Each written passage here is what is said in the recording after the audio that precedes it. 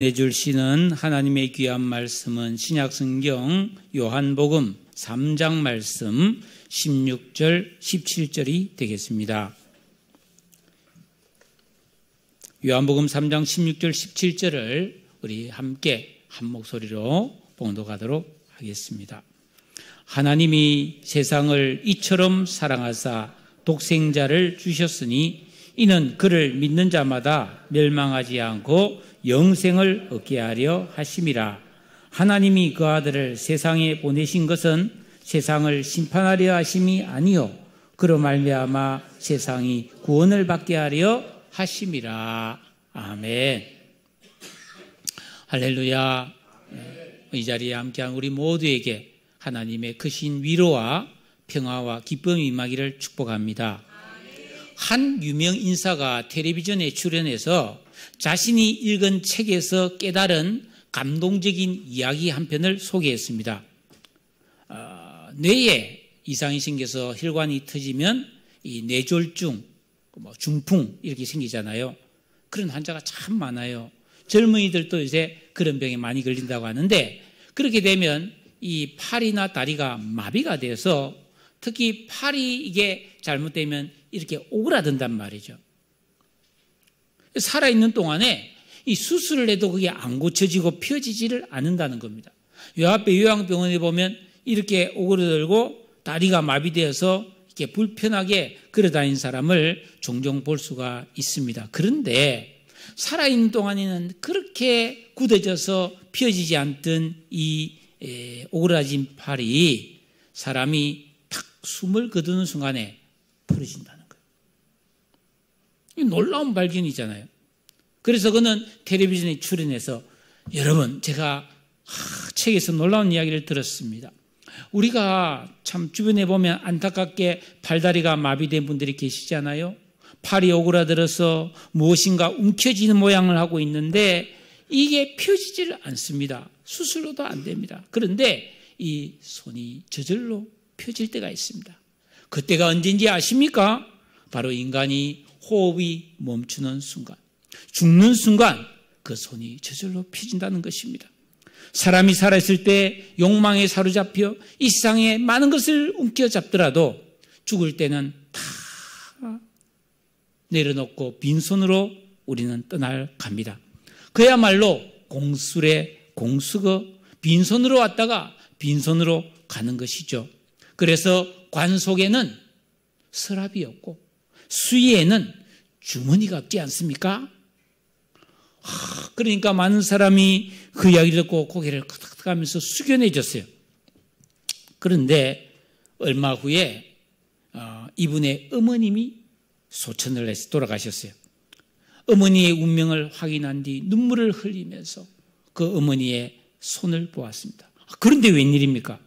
2년 9개월 전에 자리에 누우면서부터 어머니가 이 왼손이 마비되어 있었는데 그 왼손이 오그라붙은 채 그대로 있는 거예요.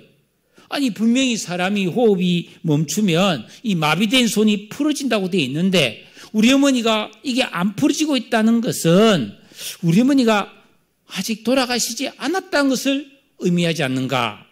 그래서 자녀들은 30분 동안 계속 어머니 하고 어머니를 불렀어요. 그런데 어머니의 왼손은 풀어질 기미가 보이지 않았어요. 의아해하면서도 더 이상 지체할 수가 없어서 아무리 봐도 돌아가신 것은 분명한데, 그래서 구급차를 불러서 어머니를 병원으로 모셨어요. 응급실에 도착하자 의사가 진찰을 하고 필요한 절차를 마친 뒤에 정식으로 사망이라는 것을 확인해 주었습니다. 이분이 의사를 뒤따라가며 조심스럽게 물었습니다. 선생님, 돌아가시면 마비된 손이 풀어져야 되지 않습니까? 근데 왜 우리 어머니는 이 팔이 풀어지지 않았습니까? 그러니까 의사가 무슨 이야기인가 의아해했습니다. 차조지종을 설명하자 의사가 말했어요. 한 번 마비된, 그래서 오그라붙은 손은 돌아가셔도 펴지지 않습니다. 이 장례식을 마치고 전문가에게 확인해 봤더니 그 의사의 말이 맞았어요. 평소에 마비되었던 손이 죽었다고 해서 풀어지는 경우는 없다는 것입니다. 제가 왜 이 이야기를 여러분에게 소개하냐 하면 이 세상에는 잘못된 정보, 거짓된 지식이 너무나 많다는 거예요. 며칠 전 뉴스에 보니까 공무원 시험 최다 합격하던 어떤 그런 광고를 하던 회사가 허위로 밝혀져서 과징금을 맞았다. 어떤 병에 특효가 있는 민간요법 중에도 유용한 것도 있지만 가짜가 많아요. 잘못된 정보에 속아서 금전적 손해를 보는 사람이 적지 않습니다. 오늘날 이 세상에는 사실 거짓이 차고도 넘칩니다. 그런데 젊은이들도 코인이 어떻다, 주식이 어떻다, 집값이 없었다. 그래서 이게 막 빚을 끌어다가 투자를 해서 엄청난 손해를 보는 경우도 많지 않습니까? 그런데 이보다 더 큰 문제가 있습니다. 사람은 어떻게 살아야 하는가? 인생의 진정한 목표와 방향은 무엇인가? 사람은 어떻게 해야 진정 행복하고 자아 성취가 이루어지는 성공적인 삶을 살 수 있는가? 이것에 대해서 우리가 잘못된 지식을 믿고 살아간다면 엄청난 낭패를 보는 거죠. 대표적으로 종교입니다. 거짓된 종교만큼 큰 해악이 없어요. 왜? 거기에는 내 인생과 죽은 이후의 영원한 삶까지도 걸려 있는 거거든요. 여러분, 사실 우리가 살아가는 이 세상은 본래부터 믿음이라는 기초 위에서 세워졌고 믿음으로 유지가 되고 믿음으로만 번영과 발전이 가능하게 되어 있습니다. 국가도 청렴지수가 높을수록 그 나라가 성장한다는 통계가 있습니다. 여러분 한번 생각해 보십시오. 어느 한 가정에 아기가 태어났습니다. 물론 부모는 사랑해서 결혼했죠. 결혼하면 두 사람이 서로를 평생 지켜준다는 신뢰하에서 가정이 이루어진 거 아닙니까? 그래서 그 가정에 아기가 태어났습니다. 부모는 이 아기를 사랑으로 양육합니다. 아기는 또 무의식 중에도 엄마 아빠가 나를 사랑한다는 그 사랑의 돌봄을 받고 안심하고 자라게 되죠. 그리고 우리가 살아가는 집, 하우스 말고 홈, 우리 가정은 세상에서 가장 안전하고 편히 쉴 수 있는 곳입니다. 왜냐하면 가족은 절대로 아무도 나를 해치지 않을 것이기 때문이죠. 직장에 나가서 열심히 일을 하면 거기에 합당한 급료를 받고 그래서 내가 살 수 있다는 믿음. 학생이 열심히 공부하고 노력해서 실력을 쌓으면 더 나은 삶을 살 수 있을 것이라는 믿음. 건널목에 초록불이 탁 켜지면은 내가 건널 때 차들이 달려오다가도 서줄 것이라는, 멈출 거라는 믿음. 이 무더운 여름이 지나면 선선한 가을이 오고 깊은 밤 잠자리에 누울 때 내가 다시 내일 아침에 깨어날 것이라는 믿음이 있기 때문에 우리는 불안과 두려움이 없이 함께 더불어 살아갈 수가 있습니다. 그런데 실상은 어떻습니까? 점점 이런 당연한 믿음들이 지켜지지 않는 속았다는 느낌이 드는 일들이 빈번하게 일어나고 있습니다. 최근 뉴스의 보도를 여러분이 보시겠지만은 태어났지만 부모에 의해 사라져버린 수천 명의 아기들이 있어요. 수천 명. 이게 우지된 일입니까? 임금체불. 파란불을 보고 건넜는데 음주운전 차량이 달려와서 사고가 나서 목숨을 잃는 분들. 기후환경의 변화, 대규모 참사로 수많은 사람들이 목숨을 잃는 일들을 우리는 종종 목격하고 있습니다. 왜 이런 일이 벌어지고 있는 걸까요? 현실에 일하다 보니까 어느 잡지사에서 한국 사회의 불안감 조사를 했습니다. 평소에 불안을 느끼는가? 불안을 느끼면서 사는가? 이런 질문에 많이 느낀다고 말한 사람이 73%입니다.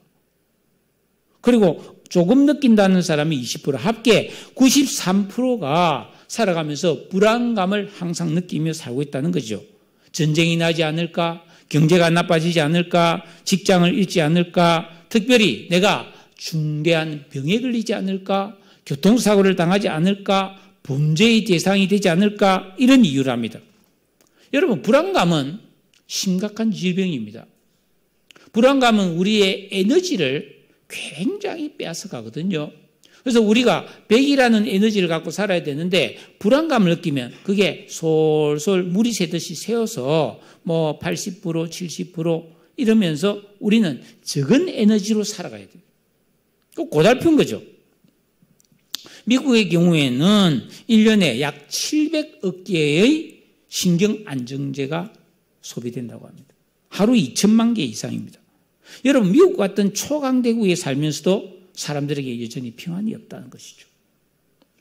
요즘 우리나라는 마약이 굉장히 유행하고 있죠. 특히 젊은이, 청소년들에게도 많이 퍼져 있다고 합니다.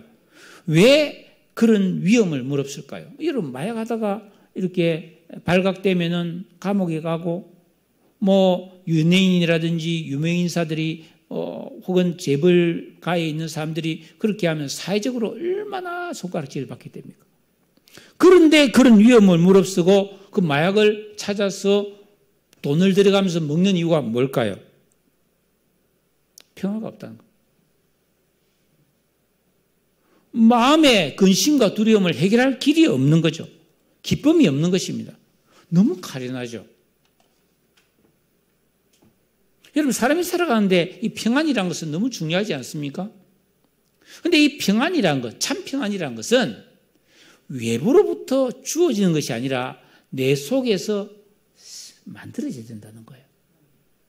기쁨도 행복도 사랑도 외부에서 오는 것이 아니라 내 속에서 생겨나야 그게 참 기쁨이고 쉽게 잃어버리지 않는 행복이라는 것입니다. 그러니까 우리가 진실로 평안하며 행복을 누리기 원하는 사람은 조건과 환경이 나를 행복하게 해줄 것이라고, 어떤 사람이 나를 행복하게 해줄 것이라는 착각에 빠지지 말고 내 자신의 속에서 기쁨과 평안이 마치 가뭄에도 메마르지 않고 솟아나는 샘물처럼 계속 그런 기쁨과 평안과 행복감이 솟아나도록 내가 나 자신을 그런 삶으로 만들어서 살아야 된다. 운동해서 근육을 만드는 것처럼 그런 평안이 솟아나는 삶으로 내가 만들어야 된다는 겁니다. 어떻게 해야 될까요? 그 성경에 답이 있는 거예요. 이 성경책은 명언집이 아닙니다. 철학식도 아닙니다. 인격을 수양하는 책도 아닙니다. 사람을 친히 자기의 모양과 형상대로 지으신 창조주 하나님께서 기록해 주신 인생 사용 설명서입니다. 그렇기 때문에 우리가 인생을 어떻게 살아가느냐는 반드시 성경에서 배워야 됩니다. 불경에서도 배울 수 있고 사서삼경에서도 배울 수 있고 논어, 중용, 맹자 이런 것에서 배울 수 있습니다. 그러나 그거는 약간 도움이 되지 궁극적인 해답은 아닙니다. 북한에서 상류층으로 살다가 탈북하여 우리나라에 정착한 분이 방송에 나와서 대한민국은 자기가 어릴 때부터 꿈꿔오던 천국이 바로 여기라는 확신이라면서 눈물을 흘리며 말했어요. 그 어떻게 해서 천국이냐 했더니 자기가 북한에 살다가 한국 땅에 내보니까 산에 그렇게 나무가 많은 게 천국 같더라고요. 필요한 물건을 어디서나 살 수 있고 어디로나 내가 가고 싶은 곳을 자유롭게 다닐 수 있고 몸이 아프면 병원에 가서 치료받을 수 있고 자유롭게 이 전기와 수돗물을 마음껏 사용하는 것. 배불리 먹으면서 정말 북한에서는 어쩌다 명절에나 먹을 수 있는 떡과 고기를 매일같이 마음만 먹으면 저렴하게 먹을 수 있는 이게 천국이 아니고 뭐냐 이거죠. 하지만 여러분, 우리는 그렇게 생각 안 하잖아요. 경제대국이고 문화강국이라는데 우리나라의 식품, 우리나라의 노래, 우리나라의 문화가 세상 사람들에게 전 세계에 이렇게 호평을 받고 있다고 하는데 왜 우리나라는 여전히 자살률이 1위고 출산율 꼴찌에 힘들고 괴로운 사람이 이토록 많으냐. 어떻게 하면 나와 너, 여러분, 우리가 함께 다 행복해질 수 있을까? 정말 우리가 올바르게 사는 길은 무엇일까에 대해서 여러분과 잠깐 생각해 보려고 합니다. 성경은 단도직입적으로 사람이 정말로 행복해지려면 신분이 변해야 된다고 말하고 있습니다. 신분이 너무너무 중요합니다. 북한인민공화국의 인민과 대한민국 국민은 신분이 다르잖아요. 외국인 노동자가 우리나라에 들어와서 체류하면서 살아가는 것과 대한민국 국민은 신분이 다르잖아요. 혜택이 달라요. 직장에도 정규직과 비정규직이 다르잖아요. 그러니까 나는 이 세상을 살아가면서 제일 먼저 나의 신분을 확실히 해야 되는 거예요. 사람이 볼 때는 뭐 잘난 사람, 못난 사람, 배운 사람, 못 배운 사람, 가진 자, 못 가진 자, 뭐 다양한 신분이 있지만 하나님께서 보실 때 이 세상에 살고 있는 모든 사람의 신분은 딱 둘로 나뉩니다.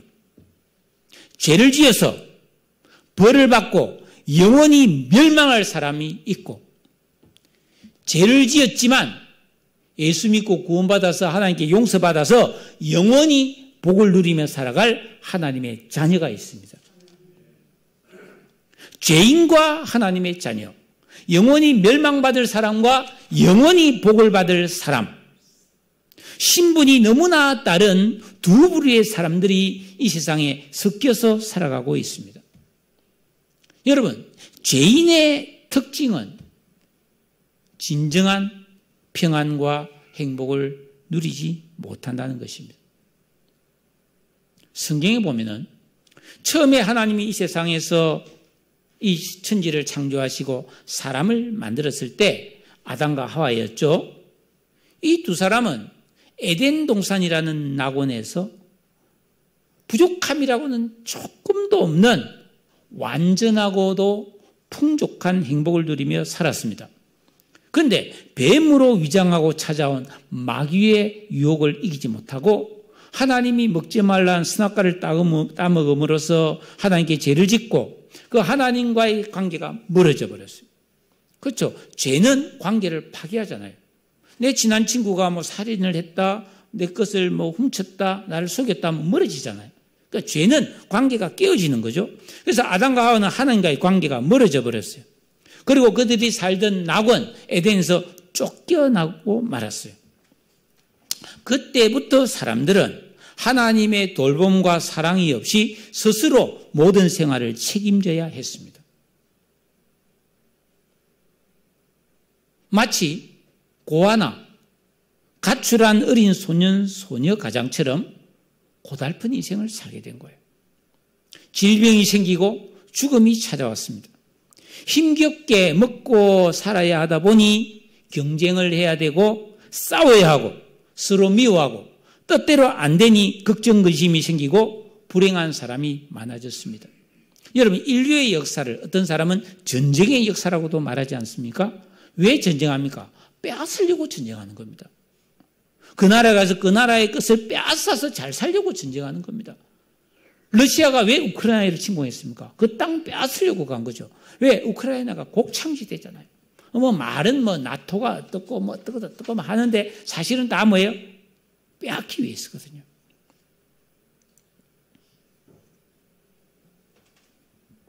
정상적으로는 사람이 살기가 어려우니까 나쁜 방법을 사용하고 죄를 짓는 사람이 많아진 거죠. 여러분, 죄를 짓고 사는 사람이 행복할까요? 아니에요. 도질에서 많은 재물을 가지면 그 사람은 평안히 살 수 있을까요? 그렇지가 않아요. 죄를 짓고 살아가는 사람의 특징이 뭔지 아십니까? 그저 많이 가지고 좋은 자리 차지하고 편히 살려는 욕심뿐이기 때문에 필연적으로 영혼이 어둡고 불행한 삶을 살게 돼요. 사람은 여러분이 저를 볼 때 저의 얼굴과 저의 입은 옷과 저의 모습을 보고 최종건 목사라고 생각하면 아니에요. 여러분. 사람은 영, 혼, 육 세 가지로 이루어져 있잖아요. 그러니까 내가 가진 여러분이 보는 이 나의 육체는 우리가 입은 옷처럼 사용하다가 버리는 거예요. 그 사람이 호흡이 끊어지면은 다 그냥 불에 태워버리든지 땅에 묻어서 썩게 하잖아요. 그러니까 이거는 내가 아니에요. 이건 껍데리고 포장지예요. 정말 나의 본질은 영과 혼이라는 겁니다. 그러니까 이 땅에서 우리가 죄를 지으면서 그저 선짓을 해서라도 일단 잘 먹고 잘 살아봐야 되겠다. 이것은 육을 위한 삶밖에 안 되고 우리의 영혼에는 심히 해를 끼치는 내가 나를 해치는 최악의 삶인 것을 우리는 기억해야 합니다. 지금 여러분 프랑스에서 어떤 일이 일어나고 있습니까? 프랑스 하면 얼마나 괜찮은 나라입니까? 그런데 지금 거기서 얼마 전에 38살 된 경찰이 17살 된 알제리계 이민자 청소년이 17살 청소년이잖아요. 차를 타고 가다가 교통 위반했는데 멈췄는데 도망을 갔어요. 총 쏴서 죽여버렸어요. 그것 때문에 데모가 나서 막 약탈, 방화가 지금 엉망진창입니다, 나라가. 미국도 총기 사건부터 시작해서 인종차별 같은 진짜 사회적 갈등이 심각하잖아요. 우리가 보는 북한도요, 유학을 다녀온 이상적인 학자, 그리고 정치가들이 있습니다. 그런데도 비정상적인 행동을 서슴지 않죠. 무차별 테러를 일삼는 단체에도 고급 두뇌를 가진 세계 유수의 대학을 나온 그런 뛰어난 사람들이 많이 있습니다. 그런데도 그들의 행동은 짐승보다 못하잖아요. 그들은 자신들이 죄의 길을 가고 있고 타락했다는 사실을 모른다는 겁니다. 왜죠? 하나님 떠나버렸기 때문에. 과거에 비해 우리나라가 경제가 발전하고 소득도 많아지고 넉넉해진 것 같은데 여전히 가난한 사람이 많고 불행한 사람이 늘어가고 있습니다. 온갖 질병과 사고도 아픔으로 죽는 사람도 많아집니다. 우리가 정말 정신을 제대로 가진 사람이라면 사람은 잘 먹고 잘 살게 된다고 해서 행복해지는 것이 아니로구나 하는 것을 빨리 알아차려야 됩니다. 그런데 사람들이 이걸 모릅니다. 왜? 가르쳐주지를 않으니까. 아무래도 이걸 가르쳐주지 않아요. 그저 돈이 많으면 다 된다고 생각합니다. 여러분, 많은 사람이 생각해요. 내가 돈이 없고 배우지 못하고 가난해서 불행하다. 그렇게 생각합니다. No! 그렇지 않습니다. 여러분, 이 세상에서 가장 복지 제도가 잘 된 곳이 북유럽이잖아요. 우리가 알던 노르웨이라든지 스웨덴이라든지 핀란드라든지 굉장히 잘 살잖아요. 유럽이 다 무료입니다. 다 집도 그냥 안정되어 있어요. 집 없는 사람이 없어요. 세를 살아도 제가 직접 확인한 건데 스위스 같은 데는 젊은 남녀가 결혼해서 집이 필요하면 동사무소에 가서 우리가 결혼했으니까 집을 주세요 하면은 가족 수에 따라 딱 집과 새 집을 알선해줘요. 공인중개사가 아니고 동사무소에서. 그러면 내가 싫어서 나가지 않는 이상 죽을 때까지 자손대대로 그 집에 살 수 있어요. 집값에도 안 올라요. 그건 내 집이나 똑같은 거지 뭐. 그러니까 굳이 집을 소유할 필요도 없죠. 병원비도 안 무료입니다. 자녀 놓으면 학비도 안 무료입니다. 은퇴하면 연금이 몇백만 원 나옵니다. 뭐 걱정이 있어요? 그런데도 그 나라도 자살률 많고 그런 나라에 정말 이게 우울증 걸린 사람들이 많거든요.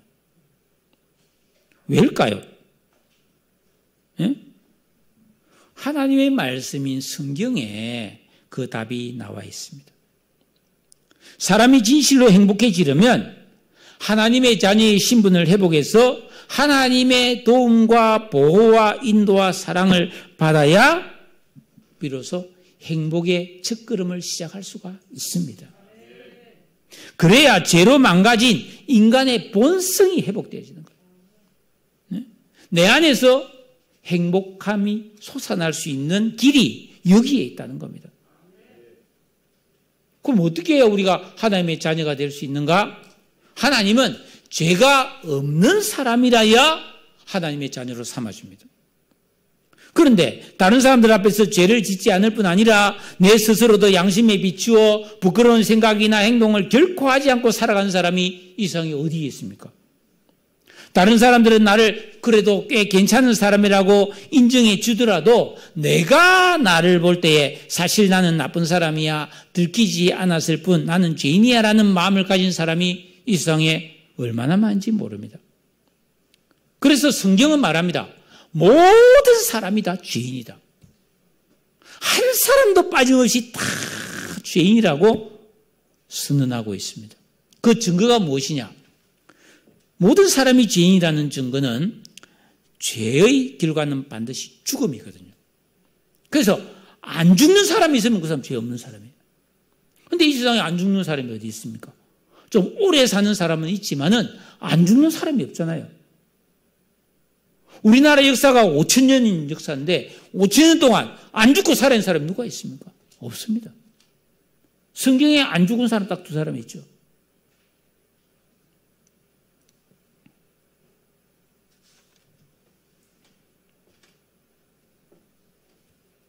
그렇다면 하나님께서는 죄 없는 사람만 하나님 자녀를 삼아주시는데 모든 사람이 다 죄인인데 누가 하나님의 자녀가 될 수가 있겠습니까? 성경에는 있다고 말해요. 죄를 지은 죄인, 흉악한 죄인이라 할지라도 그 죄가 원래 하나도 없었던 것처럼 깨끗하게 씻겨져서 의인이 되어 하나님의 자녀가 되는 놀라운 비결을 가르쳐주고 있습니다. 그게 오늘 말씀 요한복음 3장 16절이에요. 우리 다 같이 한번 읽어볼까요? 3장 16절 말씀을 함께 읽겠습니다. 시작. 하나님이 세상을 이처럼 사랑하사 독생자를 주셨으니 이는 그를 믿는 자마다 멸망하지 않고 영생을 얻게 하려 하심이라. 아멘. 하나님은 죄를 지은 사람도 흠이 많은 사람도 미워하지 않아요. 사랑하십니다. 왜? 하나님이 직접 창조하시기 때문에. 하나님의 것이기 때문에 하나님 사랑합니다. 우리 주변에 보면 부모 말 안 듣고 말썽 피우는 그런 자녀들이 들어있어요. 또 병에 걸려서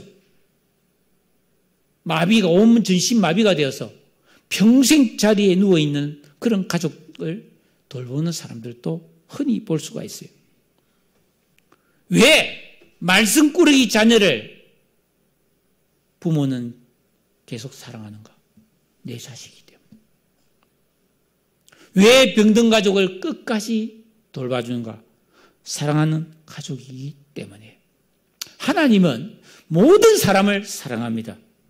하나님의 자녀들이 될 수 있기 때문에. 각 죄를 지으면 가까이 하고 복을 줄 수는 없지만 하나님은 사랑하십니다. 그래서 하나님께서는 죄를 지은 사람들이 죄를 깨끗이 씻어서 하나님의 자녀가 되어서 온갖 좋은 복을 받을 수 있는 길을 만들어 놓으셨어요. 우리가 그것을 발견하는 게 너무 중요하다는 말이죠. 네? 오늘 말씀해 보니까 하나님이 세상을 이처럼 사랑하셨다. 이처럼 사랑했다는 말은 말로만 하지 않았다는 겁니다. 확실하게 길을 만들어 놓으셨다는 겁니다. 볼 수 있다는 겁니다. 그게 뭡니까? 독생자를 주셨다. 독생자는 유일하신 하나님의 외아들인 예수님을 이 세상에 보내주셨습니다. 뭐다라고 보내주셨습니까? 사람들이 이 예수를 믿어서 죄 씻음을 받고 영원한 생명을 얻게 하려고 보내주셨습니다. 그래서 예수님은 죄가 전혀 없음에도 불구하고 죄인들의 죄를 다 자기 한 몸에 뒤집어 쓰고 십자가에 달려 못 박혀 죽으신 것입니다. 하나님은 죄인들이 이 사실을 믿고 받아들이면 그 사람의 모든 죄를 처음부터 죄가 없었던 것처럼 깨끗하게 처리해 주시고 하나님의 자녀가 될 수 있도록 허락해 주신다는 것입니다. 그러니까 사람들은 이 성경의 말씀을 듣고 그렇구나. 내가 죄인이 맞는데 내가 이대로 살면 절대로 행복할 수 없다는 사실을 깨달아야 되는 거예요. 그러면 내가 어떻게 해야 될 건가? 고민을 해야 됩니다.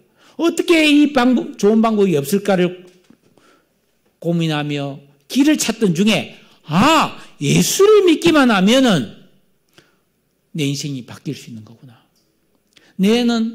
내가 지은 죄를 내 스스로 해결할 수 없는데 예수만 믿으면 하나님이 다 해결해 주시는구나. 그래서 예수 믿고 새로운 인생을 새 출발할 수 있는 줄로 믿으시기를 바랍니다. 여러분, 하나님의 자녀가 되면은 더 이상 고아처럼 버려진 인생이 아닙니다. 인생은 다 외롭지 않아요? 사랑하는 사람이 있어도 결국은 내 문제는 내가 다 책임지는 거예요. 건강관리도 해야 되고, 직장도 다녀야 되고, 주변 사람도 챙겨야 되고, 사람 노릇 하려면은 이런 일 저런 일, 원치 않는 일도 해야 되지 않습니까? 너무나 수고로운 인생이에요. 근데 우리가 예수 믿고 구원받아서 하나님의 자녀가 되면은 이 땅에서는 물론이고 죽을 때에도 평안히 죽을 수가 있고 죽은 이후에도 영원한 하나님 나라에서 영원한 복을 누리도록 확실하게 책임져 주신다고 말씀하셨습니다. 이 세상에서의 100년 전후의 삶은 너무나 짧은 시간이에요. 사람은 영원한 존재입니다. 이 세상은 우리가 살아갈 죽음 이후의 영원한 시간에 비하면 눈 깜빡할 시간밖에 안 된다고 성경은 분명히 가르쳐주고 있습니다. 사랑하는 성도 여러분, 내 인생은 국가가 책임져 주는 게 수 없습니다. 좋은 직장이 책임져 주는 것도 아니고 부모, 형제나 사랑하는 사람이 책임져 주는 것도 아닙니다. 우리 인생은 하나님께서 책임져 주셔야 진실로 행복하고 평안할 수 있는 줄로 믿으시기를 바랍니다. 예수를 믿으면 죄가 없어집니다. 구원을 받습니다. 하나님의 자녀가 됩니다. 이전과는 전혀 다른 인생이 되어 하나님이 지켜주시고 보호해 주시는 줄로 믿습니다. 17절에 보니까 하나님이 그 아들을 세상에 보내신 것은 세상을 심판하려 하심이 아니요 그로 말미암아 세상이 구원을 받게 하려 하심이라. 여기서 이 세상은 코스모스입니다. 이 세상, 우주를 말하고 이 세상에 살고 있는 사람을 말하는 것이죠. 교회는 이 진리를 모르고 살아가는 사람들에게 이 사실을 알려주고 예수를 믿도록 도와주는 역할을 하는 곳이죠. 그리고 예수를 믿기 시작한 분들을 더 잘 믿을 수 있도록 섬기고 그 믿음이 성장할 수 있도록 여러 가지 도움을 주는 곳이 교회입니다. 그래서 교회는 길을 쓰고 이 사실을 전하는 전도를 하는데 여기서 여러분과 함께 좀 참 저로서는 아픈 이야기인데 여러분과 한 가지 나눌 이야기가 있어요. 요즘 사람들에게 교회 다니세요, 예수 믿으세요 그러면 싫어합니다. 과거에는 그렇지 않았어요. 여기 연세 드신 분들은 어릴 때 크리스마스나 이럴 때 되면 교회 한 번쯤 안 가본 사람은 별로 없습니다.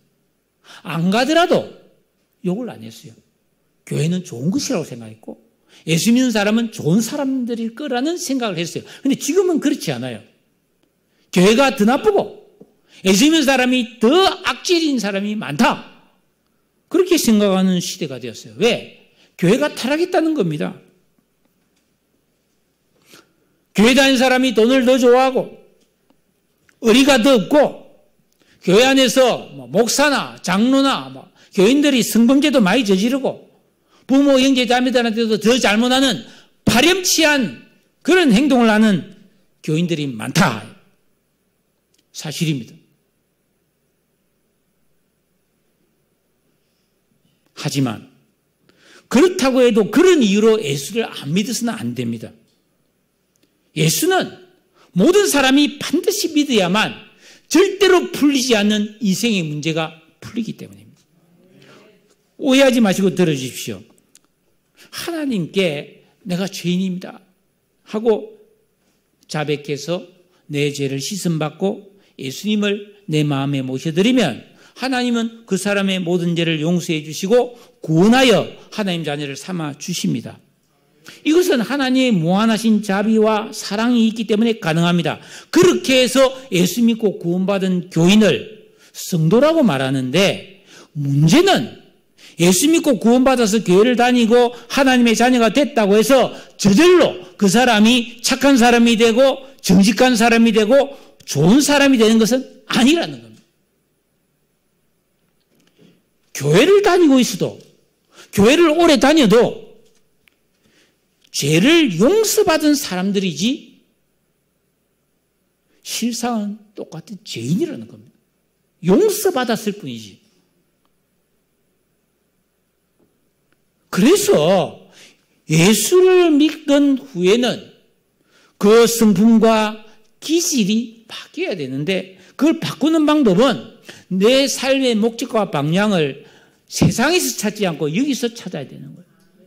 하나님 말씀대로 인생을 살아야 되는 거예요. 그걸 위해서 성경을 배우고 이 성경 말씀의 진리대로 순종해야 변화된 사람이 되고, 그렇게 변화된 사람이라야 이 지구상에 살아가는 어떤 사람보다 거룩하고 존귀하고 아름다운 사람이 되어지는 거예요. 그런데 제가 목사이지만 하나님의 자녀가 되고 교회를 다닌 지 5년, 10년, 20년, 30년 평생을 다녀도 여전히 전혀 안 변하는 성도가 허다하다는 것입니다. 왜? 이게 고민이잖아요. 여러분, 목사의 가장 큰 고민이 뭐냐면, 이렇게 목이 트더라고 주일마다 시간마다 설교를 하는데 우리 성도님들이 들었는데 안 변하는 게 고민이라는 분들이 많아요. 제가 그렇다는 게 아니라. 그 이유가 뭘까요? 간단합니다, 여러분. 여러분, 학교에 다녔다고 다 공부 잘합니까? 아니에요. 제가 학교 교사를 오래는 안 했습니다. 한 3년 정도 내가 교사를 했는데, 개근상을 받는데도 공부는 하기도 할 줄 모르는 애들이 많아요. 학교는 매일 와요. 수업도 다 들어요. 꼬박꼬박 도시락도 다 먹어요. 그런데 공부는 전혀 안 해요. 어떻게 이렇게 못할 수가 있을 정도냐 싶을 정도로 못한 애들이 많아요. 그런데 소풍도 가고 여행도 가고 졸업식 때는 엄마 아빠랑 이렇게 사진도 찍어요. 참. 여러분, 학교 많이 다닌다고 공부 잘하는 거 아닙니다. 여러분, 수영장에 가서 수영 배웠다고 수영 다 잘합니까? 피아노 학원 다녔다고 다 연주자가 됩니까? 축구 좋아한다고 다 축구 선수가 됩니까? 아니에요. 좋은 연주자가 되려면 열심히 연습을 해야 돼요. 학생이 열심히 공부를 해야 실력이 쌓이는 겁니다. 하나님은 죄인인 나를 사랑으로 용서해 주시고 구원해 주셨어요. 구원받은 그리스도인은 하나님의 말씀인 이 성경을 올바르게 배우고 이 말씀대로 내 삶 속에서 순종하는 연습과 기도의 경건한 생활을 통해서 변화되고 거룩하게 되는 줄로 믿습니다. 마음과 성품이 변화된 좋은 그리스도인은 사람이 도달할 수 있는 가장 아름답고 존귀하고 영광스러운 사람이 될 수가 있어요. 그러니까 교회를 다니지만, 오래 다녔지만 기대에 못 미치는 사람이 있다면 그 사람은 신앙생활을 제대로 하지 않는 사람이에요. 학교를 다녔지만 공부 못하는 학생과 같단 말이에요. 그런 사람이 사고를 치는 거죠. 가슴 아픈 일이에요. 어떻게 교회를 다니면서 그렇게 안 변하냐? 어떻게 그렇게 신앙생활을 제대로 안 했냐? 너무 슬프고 괴로운 일이죠. 그런데 하나님은 그런 사람도 사랑하는 자녀라는 거예요. 문제는 그렇게 신앙생활을 제대로 안 하는 사람은 하나님이 주시고자 하는 풍성한 기쁨과 복을 못 누리는 거예요. 부모의 말씀을 거역하고 엉뚱한 짓을 하고 돌아다니는 자녀가 부모와 깊은 사랑을 못 나눈 것과 같은 거죠. 신앙의 비밀은 하나님께서 자기 자녀를 위해 풍성하게 예비해 놓으신 말할 수 없는 비밀한 은혜와 사랑과 기쁨을 맛보지 못해요. 인생은 보물찾기입니다. 진실한 믿음으로 살아갈 때 하나님이 감춰 놓으신 비밀이 보이는 거예요. 그 은혜와 그 행복과 그 기쁨을 찾아낼 수 있는 거예요. 여러분, 이 길을 걸어갈 수 있기를 축복합니다. 며칠 전 제가 본 신문에서 이런 글이 있었습니다. 조선 후기의 화가이자 문인이었던 조희룡이라는 분이 죄를 지어서 귀양을 가서 섬으로 갔어요. 거기서 귀양살이를 외롭게 하던 중에 쓴 시가 있는데 그 시의 제목이 이것입니다. 눈보라가 쳐서 문을 닫고 홀로 앉아 있는데 마을 아이가 들오리를 잡아서 팔러 왔기에 10전을 주고 사서 놓아주었다. 이게 제목입니다.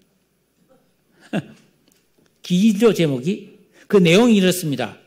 눈이 쌓이니 대문은 더 깊어져 외로움을 달래줄 사람이 없네. 마을 아이가 비단 오리를 잡아와서는 돈 10푼에 사라고 했지. 강과 바다에 살다 그만 붙잡혀 초췌한 모습 참으로 가련하구나. 품에 안고 대숲으로 가서 하늘을 향해 두 손으로 던졌네. 처음엔 푸드득거리며 맴돌더니 먼 바다 푸른 하늘로 날아갔구나. 여기 시편.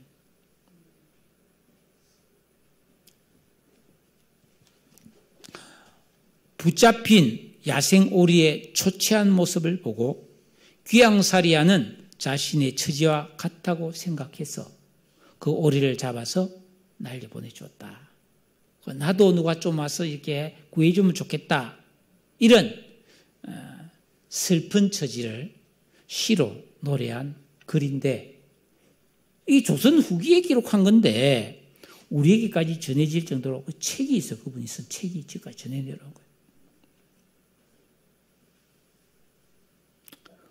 인류의 역사를 보면 좋은 책을 쓴 분이 많아요. 우리가 알잖아요. 해밍웨이도 있고, 제가 셰익스피어도 있고, 도스토옙스키도 있고, 그렇잖아요. 톨스토이도 있고, 얼마나 좋은 걸 많이 썼습니다. 나름대로 자기 인생을 아름답게 살려고 애쓴 사람이 얼마나 많습니까? 시인으로서, 학자로서, 아니면 예인으로 어떤 예술을 하는 사람으로서 자기 인생을 나름대로 아름답게 살아가는 사람들이 너무 많아요. 지금도 보면 우리나라에 자연인이 왜 그렇게 많습니까? 텔레비 켜면 자연인이 나와요. 깊은 산속에 집을 지어놓고 약초를 켜면서 병이 다 나았습니다 하면서 거기서 온갖 좋은 거 만들어 먹고 우리나라 남성들 50대 이상 남성들은 막 그게 로망이다 막 이렇게 하잖아요. 여행을 가는 사람, 작가도 있고요. 나름대로 인생을 즐기면서 살아가는 방법도 다양합니다. 그런데 여러분, 제가 이걸 보니 인생은 그런 게 아니라는 겁니다. 인생은 이 세상에서 우리가 아름답고 재밌게 사는 게 목표가 아니라는 거예요. 그게 나쁘단 말이 아니에요. 내세를 준비해야 된다는 거예요. 죽은 건너편에 영원히 펼쳐져 있는 내세를 준비해야 된다는 거예요. 이걸 모르면 이 세상에서 아무리 사랑하는 사람과 행복한 삶을 살았더라도 영원한 멸망이 기다리고 있는 거예요. 이걸 가르쳐주는 것이 교회밖에 없다는 겁니다, 여러분. 교회는 잠시 있다가 사라지는 그런 데가 아니에요. 불교보다 훨씬 이전입니다. 여러분, 우리나라의 불교가 사실은 신라시대 때 들어왔잖아요. 그런데 기독교는 그 훨씬 이전 생겨나서 지금까지 인류의 정신과 문명의 토대가 된 거룩한 공동체입니다. 그런데 이 신앙, 기독교 신앙은 워낙 명품이다 보니까 짝퉁이 많고 가짜 이단이 너무나 많아요. 그리고 왜곡된 너무나 많고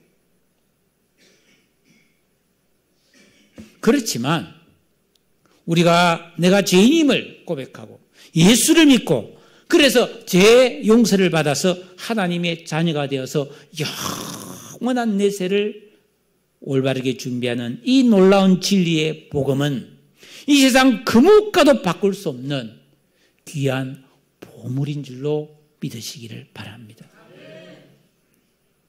이 시간 우리가 이 성경의 진리를 다 깨닫고 알 수는 없지만은 그래도 예수를 믿음으로 내 죄를 씻고 하나님의 자녀가 되어서 영원히 복 있는 보장된 인생을 살아간다는 것, 이보다 소중한 일은 없습니다. 여러분, 이 세상에 보장된 게 뭐가 있습니까? 이 세상에는 100%가 없어요. 공무원 일 할지라도, 보험을 삿대비처럼 드러났다 할지라도, 내가 평생 먹을 재산을 쌓아놨다 할지라도 100%가 아닙니다. 그러나 우리가 예수를 믿고 구원받아서 하나님의 자녀의 신분을 회복하면 하나님께서 나를 영원히 책임져 주십니다. 이 시간에 그래서 저는 우리 성도들과 오늘 처음 교회를 오신 분이 몇 분 계신데 여러분에게 내가 내 죄를 깨끗하게 씻음받고 하나님의 자녀가 되어서 이 엄청난 복을 받을 수 있는 그런 구원의 길을 여러분에게 소개하려고 하는 것입니다. 이 시간에 그런 복을 나도 받아 누리고 싶다고 마음에 소원하는 분은 조용히 여러분 다 눈을 감으십시오. 그리고 이 하나님의 은혜를, 값없이 주시는 하나님의 은혜를 받기 원하시는 분들은 조용히 가슴에 두 손을 올리시기를 바랍니다. 아무 자격도 조건도 없습니다. 그저 하나님의 사랑을 받아들이시면 되는 겁니다. 구원받고 싶은 마음만 있으면 되는 겁니다. 몰라서 우리는 구원을 못 받았지 무슨 내가 자격이 없어서 못 받은 게 아니에요. 저는 지금 이 시간 여러분에게 그 축복을 받을 수 있는 길을 여러분에게 안내하려는 것입니다. 가슴에 손을 얹고 저를 따라 한번 기도해 주시기를 바랍니다. 사랑의 주 하나님, 나는 죄인입니다. 나는 이 시간에 내 죄를 깨끗이 씻음받고 하나님의 자녀의 신분을 얻기 원합니다. 그래서 예수님을 나의 구원자로 믿고 내 마음에 모시기를 원합니다. 나의 모든 죄를 십자가 위에서 다 해결해 주신 예수님, 나를 용서하시고 새 생명을 주옵소서. 이제 예수님은 나의 구원자와 주님이십니다.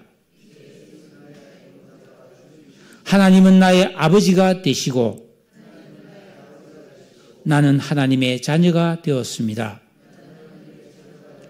나를 구원해 주시니 감사합니다.